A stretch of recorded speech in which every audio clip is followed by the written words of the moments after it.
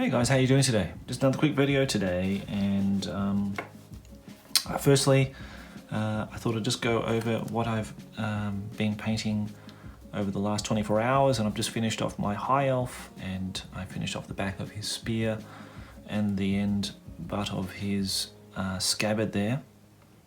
So now he just needs a shield to be finished off, and yeah, I think I'm really happy with that one so far, so that's great. Yeah, I'm looking forward to painting those. I'm working on Grom at the moment, trying to give him the Hero Hammer treatment. He was actually quite dark before, and I painted Grom many years ago in Australia. The Chariot though I painted not so long ago, but yeah, it's still pretty dark, and so I'm just been brightening it up, adding a lot of yellows to the reds, and repainting these huge horns that go around the body of the Chariot in yellow, and the horns on the skull at the head here. Just touching up his flesh tones a little bit, making a bit more yellow on his flesh tones, and that kind of thing. So that's coming along well. I'm enjoying that. So it's a bit of a labour of love project, and I'm going to rebase it with another Goblin Green type base, and maybe redo the wolves as well. So that's been quite fun. Now today in the Hero Hammer group,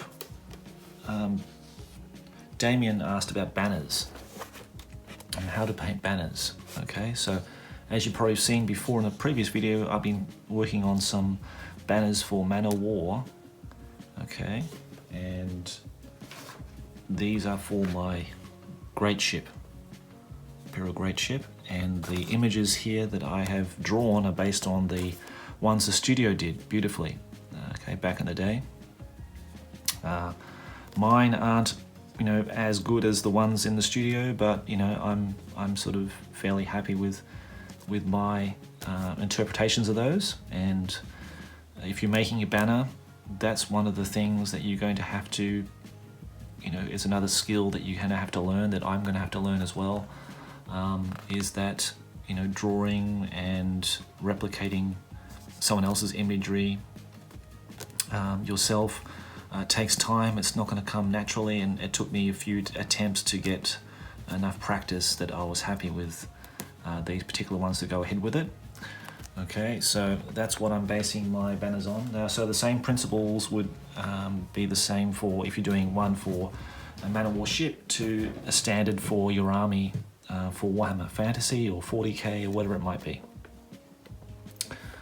Okay, so now in the previous video, well, I just made a video just before this, and I made a mistake, and I want to tell you about it, okay, and what I did wrong, so that you guys can learn from that as well. So the very first banner I did, before I painted it, so I was at this stage here, just with the technical pen, outlining the pencil that I had drawn in. Okay, so after that I had then varnished it, just with a brush, and just got some varnish on the paper, and it was varnished over the top of it. Just to seal the paper so that the paint doesn't absorb into the paper. This banner here, I thought I didn't do that. I didn't do the varnishing process, and I thought, oh, it's okay, it should be all right.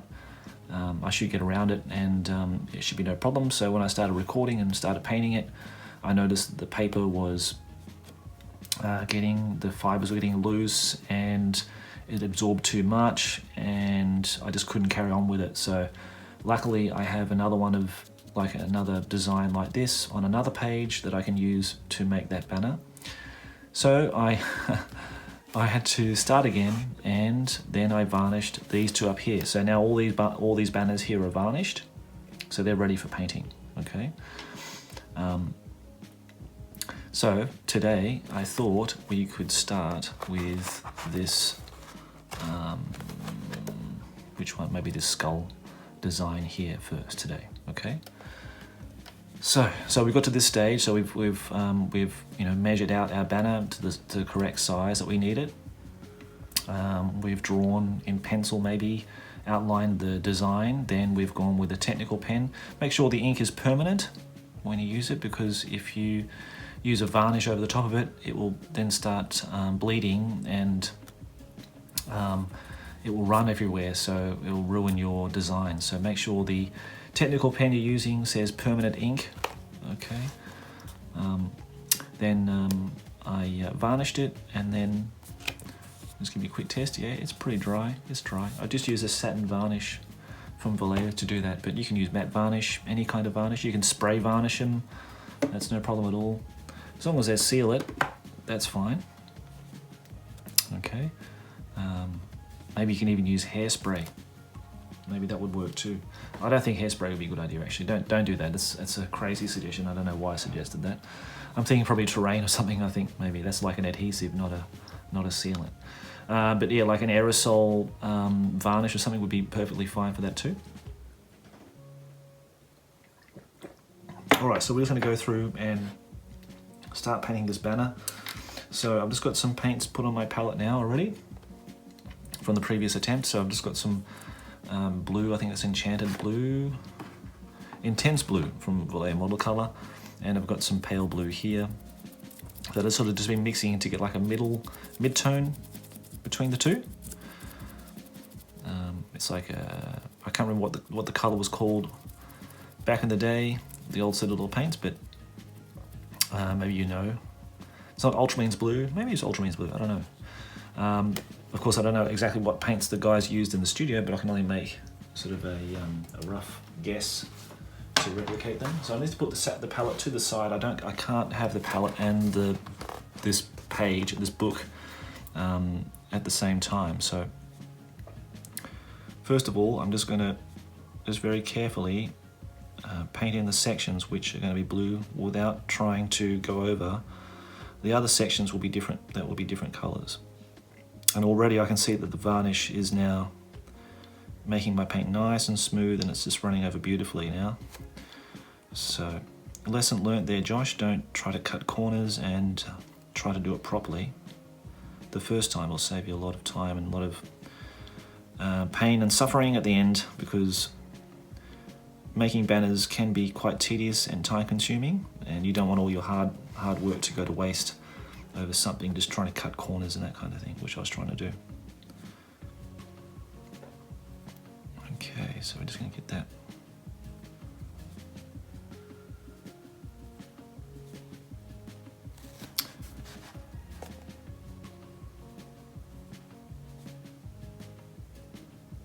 In other news, we recorded the first section of the podcast today. Found a good audio app to do that with me and Justin, so we did that today. So I'm happy that first part is done, and then my interview with Dave Lister will be tomorrow morning, as he lives in the US.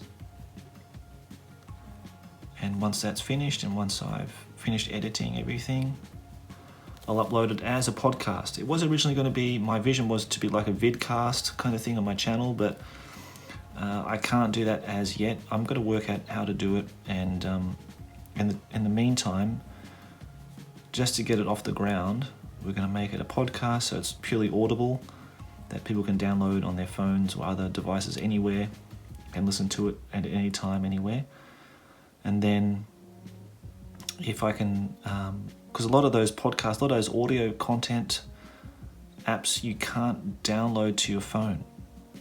It's just something that they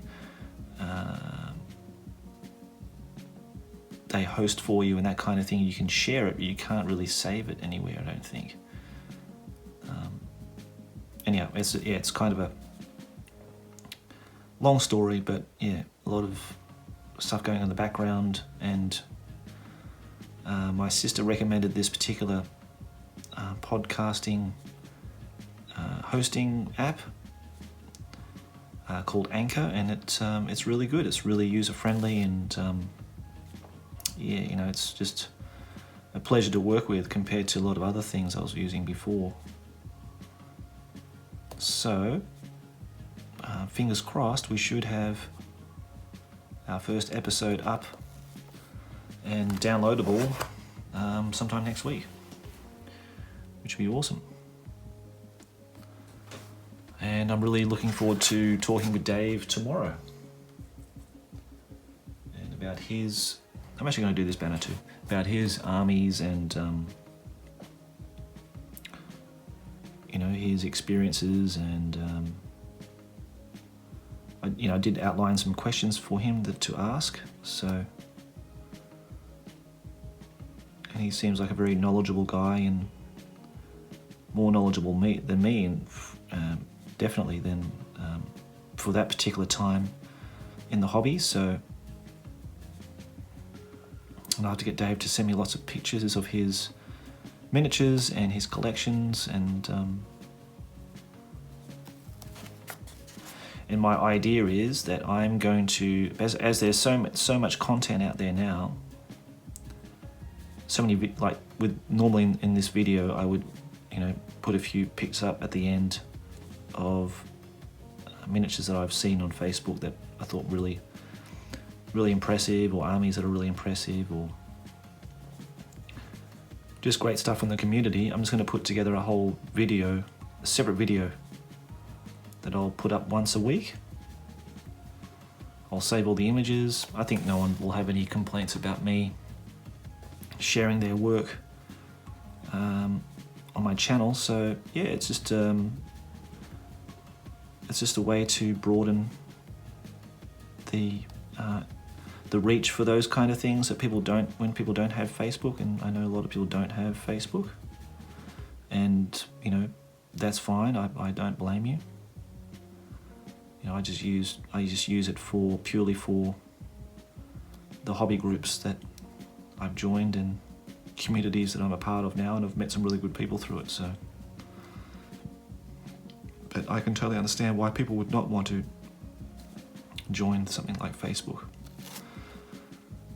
And social media in general, I've got Twitter and I've got Instagram, but I don't particularly like Instagram as an interface, and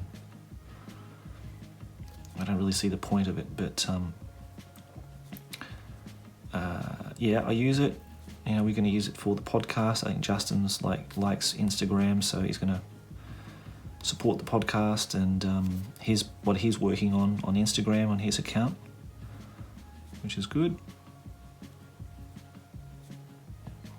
But yeah, I think Facebook, Twitter, and my YouTube channel will be the main sort of areas where I will be socially, connecting with you guys and other people around the world to share our wonderful hobby with. Yeah,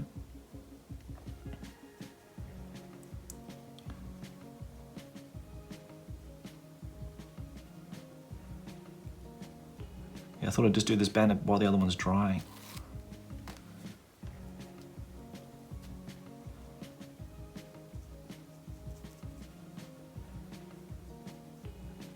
But I like doing banners. It's really quite relaxing.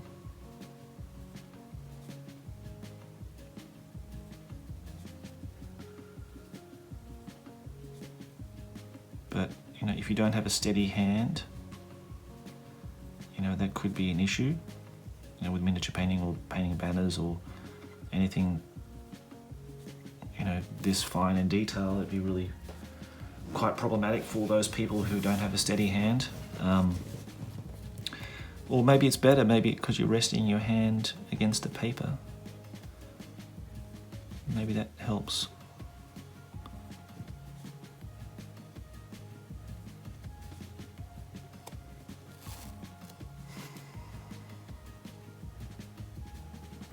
Another warm day here in Japan, about 28 degrees Celsius, so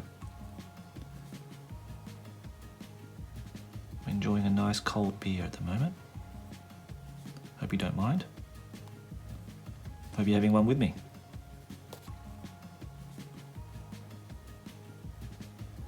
The house is nice and quiet. My son's sleeping now, so it's wonderful. I can escape upstairs to my hobby room and do some stuff. So.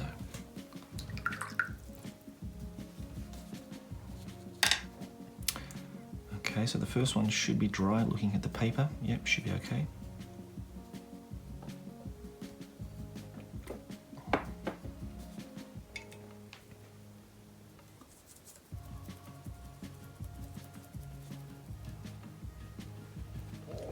And we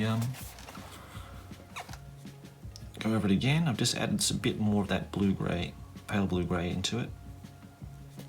Just sort of making it lighter. Maybe more like an enchanted blue or something, maybe.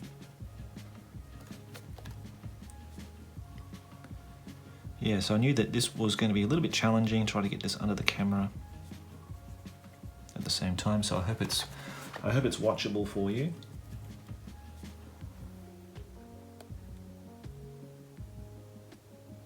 I just try to zoom in a little bit more. Sorry for the shaky cam.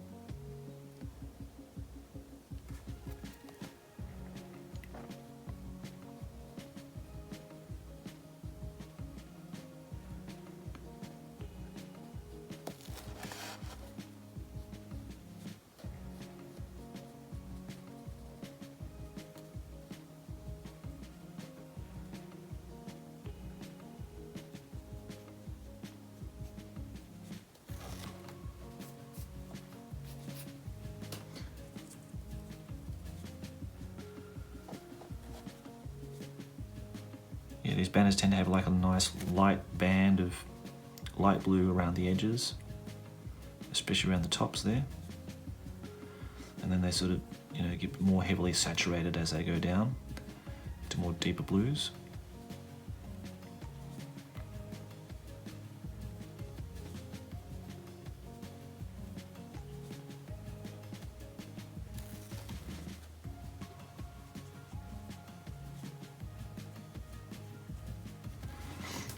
I think with the varnish it gives a bit of a glare to the paper, so it can look very shiny, so it's a bit difficult to see sometimes, but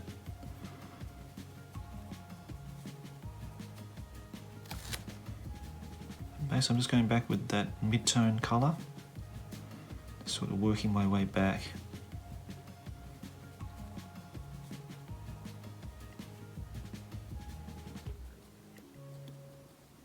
Blend that through a little bit.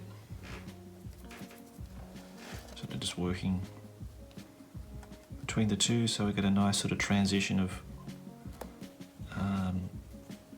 the lighter and the darker blue.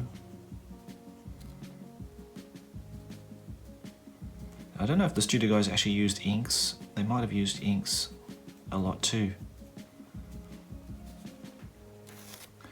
And not so much paint, you know, not so much the acrylic paint, but acrylic inks they would have used a lot, I think, when making their banners. It's probably a good one to do one day. Just try and doing it, you know, solely with inks rather than the paints. I think I'm going to have to add white to my palette.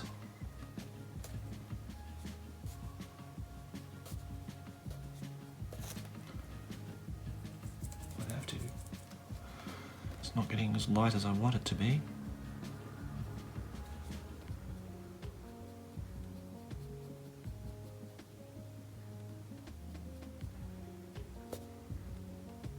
You sort of get the idea.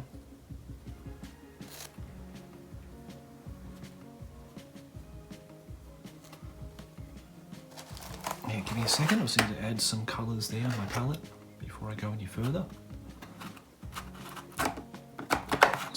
Get some more of that intense blue and some white.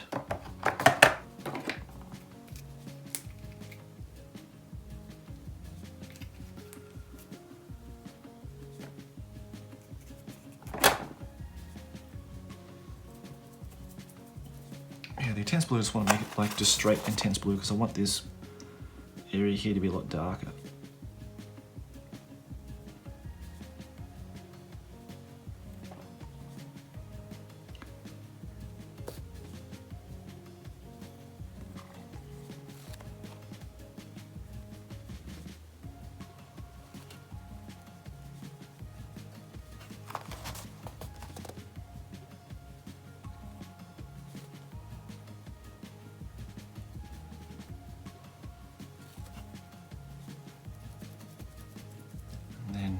Going back to our sort of mid-tone mix.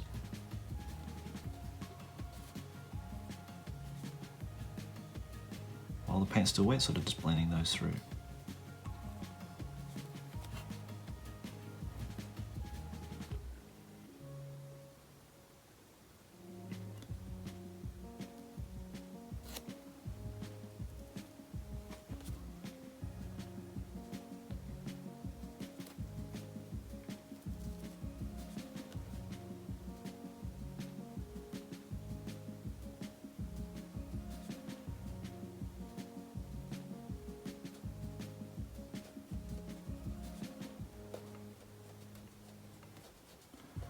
And just going over all those sections until you've got a nice smooth blue that you can't see any sort of streaks in it or areas where you've blended it through, and you can see the transition between both the colours, so it's nice and smooth. It's probably a good way to learn blending, I think, too, eh? Doing like this, you know, you're sort of learning blending at the same time. It's like a wet blend, which is primarily how I blend anyway. I think blending is better when you've got a wet, when the paints are still wet, and you can work with them a lot easier that way, rather than them being dry and it just doesn't work as well, I find.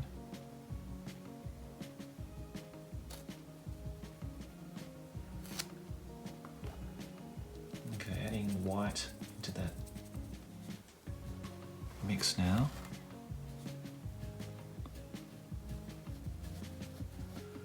Just going to put a line up there.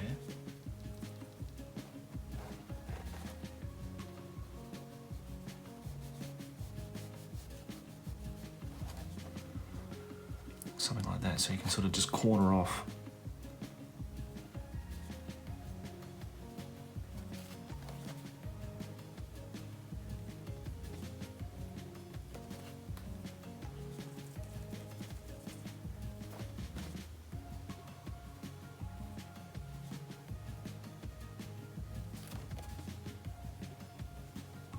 And then sort of just blend that through again, using a mid-tone colour.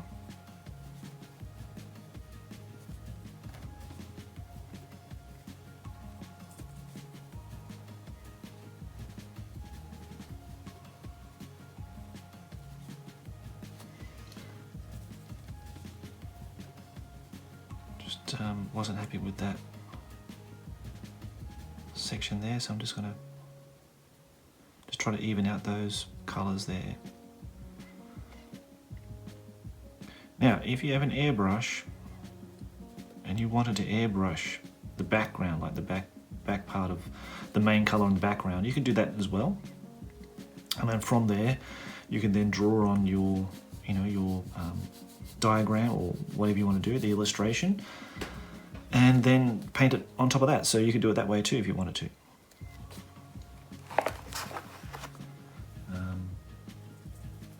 Don't think it's cheating. It's just another way of making shortcuts. And I hope it's getting on camera. Sorry if I've been out of shot.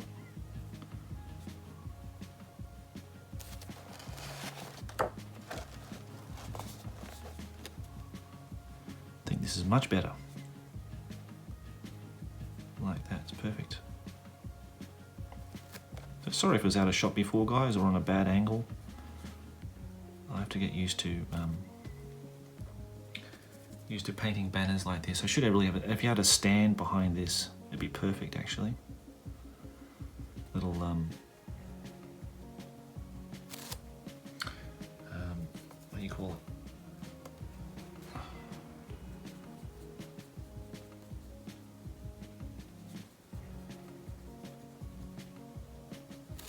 Something to hold your painting up while you're painting it. Be doing like it, 2D painting.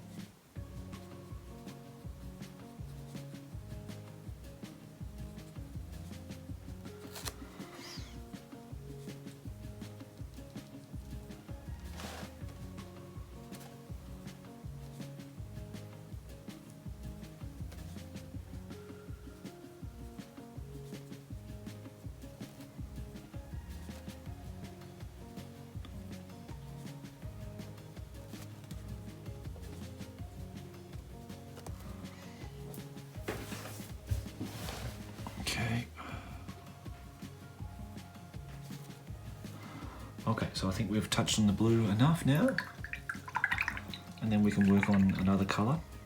If we need to make any corrections with the blue, we can do that later, but I think we've got most of it done now. Now, looking at our banner we're working from, which is this one here. Yeah, we've got a yellow trim at the outside, we've got yellow lightning bolts, skull's going to be in grey, inside's going to be red, and the outside's going to be some kind of non-metallic style or sky earth style silver. Okay, so next up, let's do the red, because I've got red on my palette, that's why. It's just easy for me to do that then. Okay, so it's going to be inside here.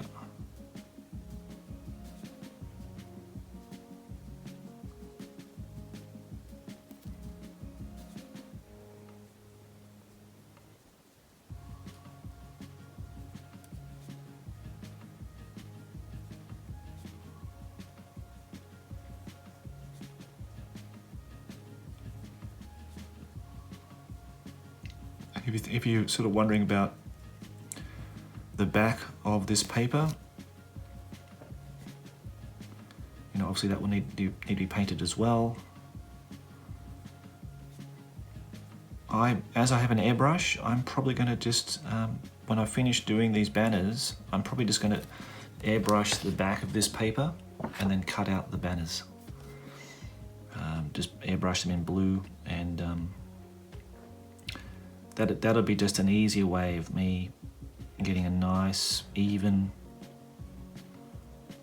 transition of colours over the whole area of the pad of paper. And that way, you know, it would just save time, and you know, I don't have to paint by hand. I mean, that's not necessary. So that's how I'm going to do that.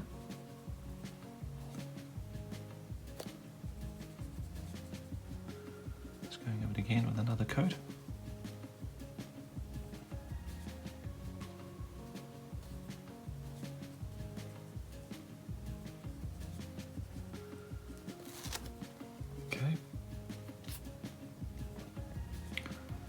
Now, as that's drying, because we need a bit of time to dry, oh no, maybe we can actually just start getting stuck into it actually. We don't need to let it dry, we can add our yellow. Just got some yellow on the palette now, and I'm just mixing some of that yellow into my red, or a bit of red into my yellow really. Yeah, to make it a nice warm, orangey sort of highlights there.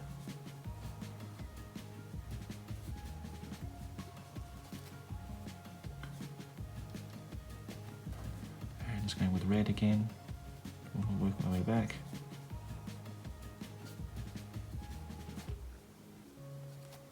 And yellow, more yellow this time.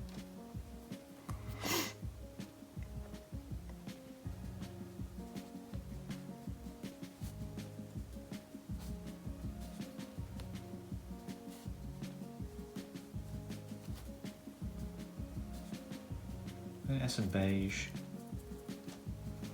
to that mix too.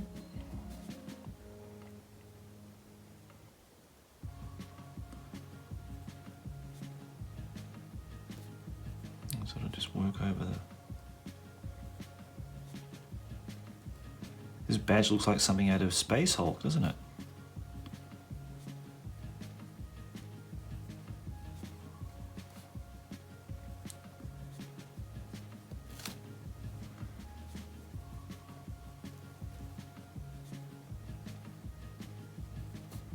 I do think a lot of that imagery and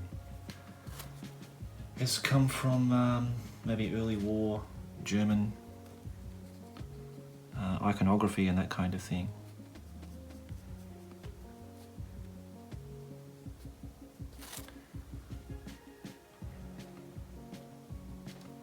It's like a death skull or something.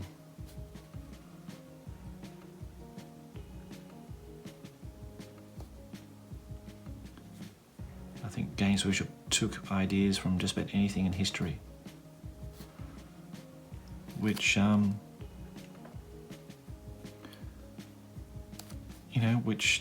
they were like, mostly the people at the studio were like the game designers anyway, were all archaeologists, most of them. like Rick Priestley and Nigel Stillman, both into they study archaeology and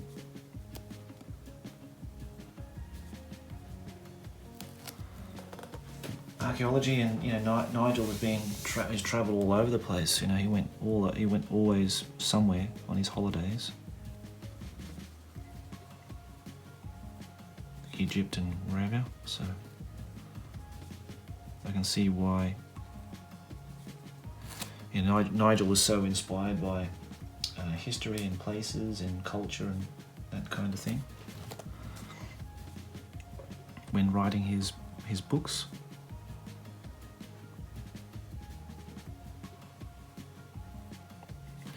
Just adding some more beige there.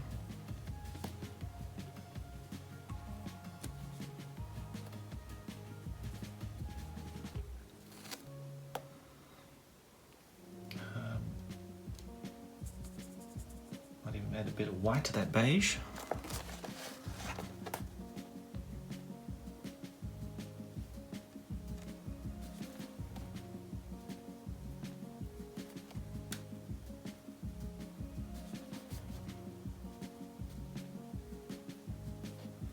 Just to make some final sort of highlights there. And next we can go into the yellow. Now the yellow I'm going to use is beige as again my favorite color of all time, I think. I've used it so much now. I don't know where I'll be without it now. I think it's like the missing paint that I've always wanted but never knew I needed. So it's going to be the perfect base for all the yellows here. So I'm going to have to outline everything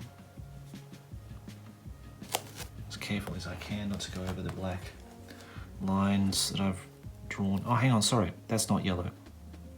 Sorry. Made another mistake. So these are yellow, and the outside of those are in silver, aren't they? So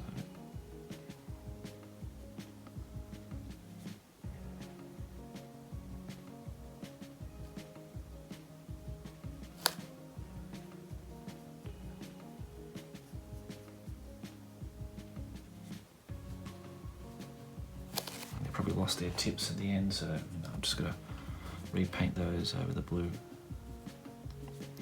And that beige is really good for doing that.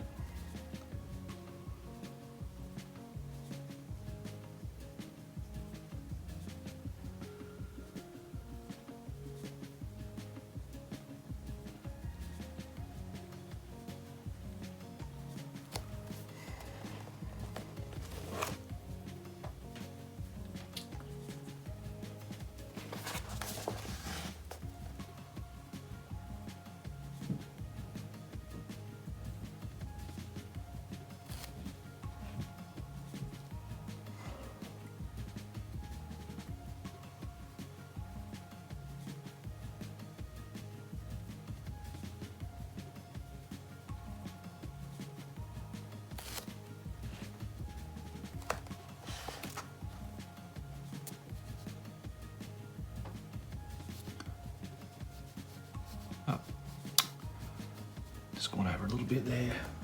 It's sad, so I have to correct it. I'm going to do that with the pen at the end.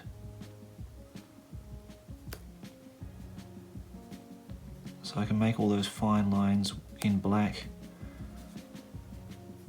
with my technical pen. But not now, I'll do that right at the end.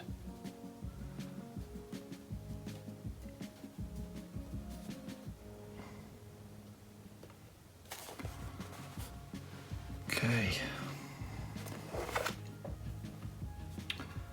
Oh, my beer's dry. I'm just going to pour some more beer in my glass. Excuse me.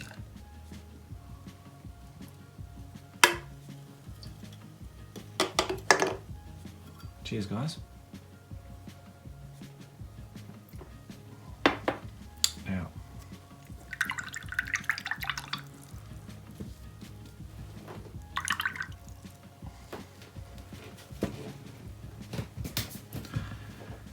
Now, to mark out that silver on the outside, we're going to use a sort of a lighter grey, maybe a neutral grey. I think a neutral grey would be a good colour for that as a base.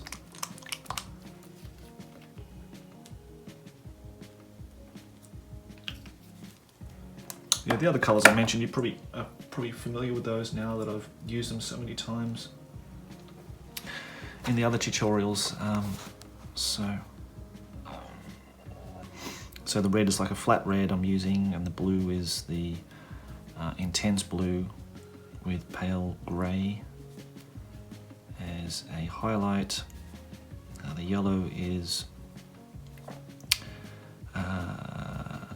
has a base of beige on it.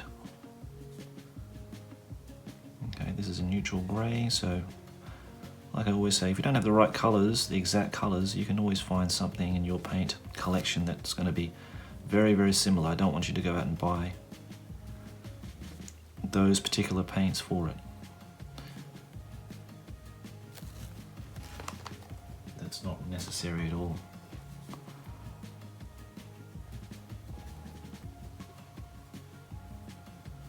So Damien, I hope this is useful for you, mate. If you have any questions about doing banners, like I said, I'm not an expert at it, but I enjoy doing them, and I've got so many to paint now, especially for Man of War. You know, I'm going to do them all by hand, so I've really got my work cut out for me in that regard. So there could be years of painting banners.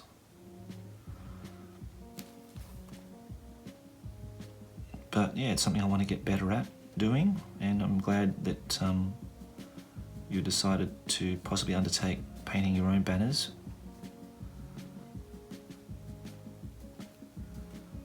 If anybody's got any tips about painting banners or their experiences of doing them, please share them with us, either here or in the Hero Hammer group.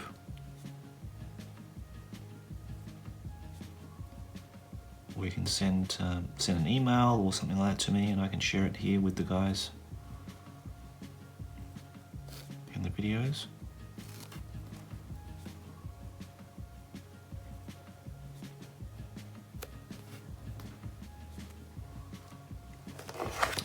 Okay, we'll do that as a base. Now the skull I'm going to do in a light brown.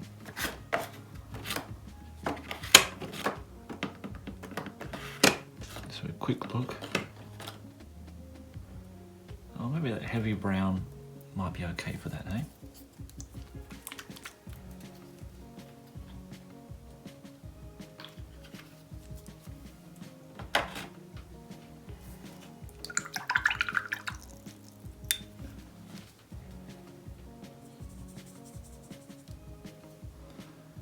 And it's going to be sort of just in these areas where it's sort of shaded already.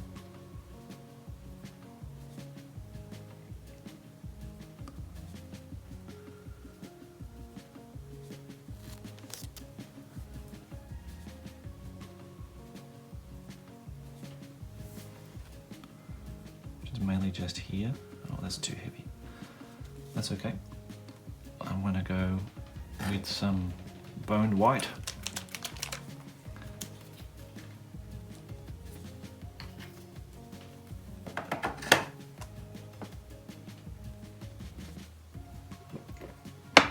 And I'm just going to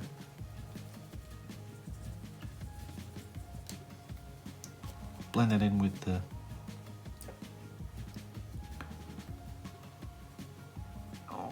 it's quite dark, isn't it? So hopefully that can even out with some more coats of that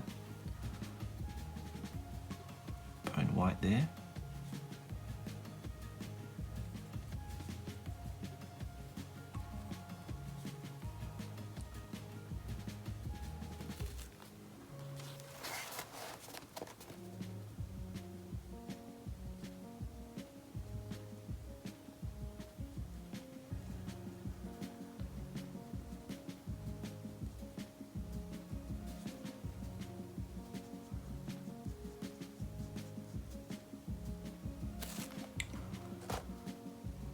Here's just a quick base.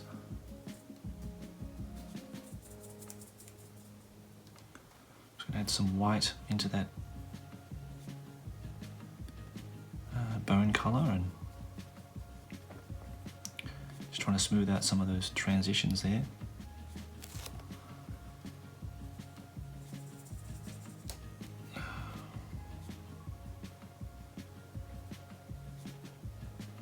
You know, maybe inks are better to paint with. I have to experiment more with using inks on banners. I think that's maybe something that we can explore later. Not on these banners, I think they'll keep them as they are, but for future banners I want to just use inks and just see how that goes. I may need to get some more inks in my collection then.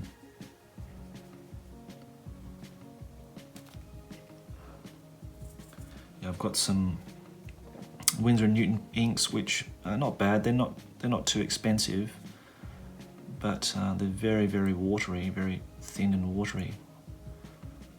I generally like the FM inks, which are, I think they're made in Australia. They're really nice. They've got a really highly concentrated pigment of colour, and you know, one pot costs you about like $10 and can last you for a really long time.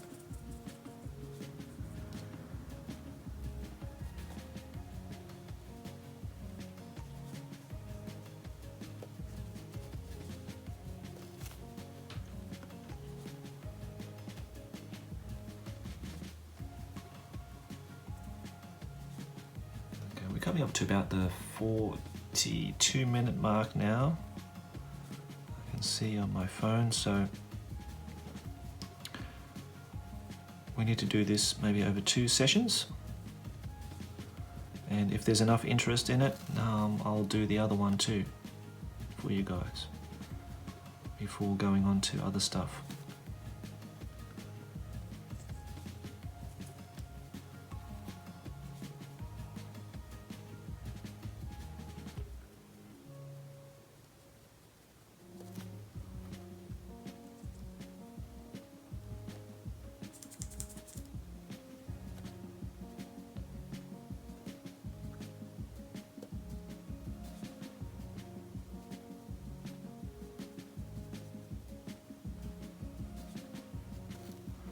But you know, as you can see, it's still pretty rough. The blue's pretty much done. The bone is getting there. You just got to work with it, and just take your time. I'm not going to rush into it, even though I'm sort of rushing to get all the colours down to show you. But yeah, I'm going to take my time with just making sure it's right. So I think maybe this one in this video we'll just call it there. We've got our base colors down. You know, obviously the grays here are really rough and they need to be going, I need to work on those a lot to get them up to, you know, a decent sort of looking metal. And then of course we're going to do the outlining with the pen at the end as well. So yeah, I want to do this from the start to finish, but we're nearly there. I think in one more session we can probably finish it, guys. So I hope that was helpful for you, Damien. If it's, you know, and if you got any questions, please leave them below in the video. Anybody else got any questions? Please let me know. Are there any banners you want me to paint or want to see? Oh, I've got lots of Orc 40k 2nd edition ones to do as well for my Rogue Trader Orc army. I can think of 2 right off the top of my head that I've got models for that I need to do for them, so that'll be quite cool. I'll look forward to doing those. A lot of the other banners I've got a plastic for my Warhammer armies because I decided to just get plastic banners. I thought they were just more easy to use, and they come with already like the actual crossbar standard on them, so it was just easy to convert and put together. But yeah, banners are going to be one of the things I want to look at because it's again, it's a little bit different from miniature painting, but it carries the same principles with it, with blending and that kind of thing, but using it, you know, using a very flat 2D surface. So just takes some extra sort of perseverance with them. So But anyhow, guys, I'll leave you with some more images of photos I found on Facebook either today or this week. And please enjoy those, and I see you in the next one. Take care.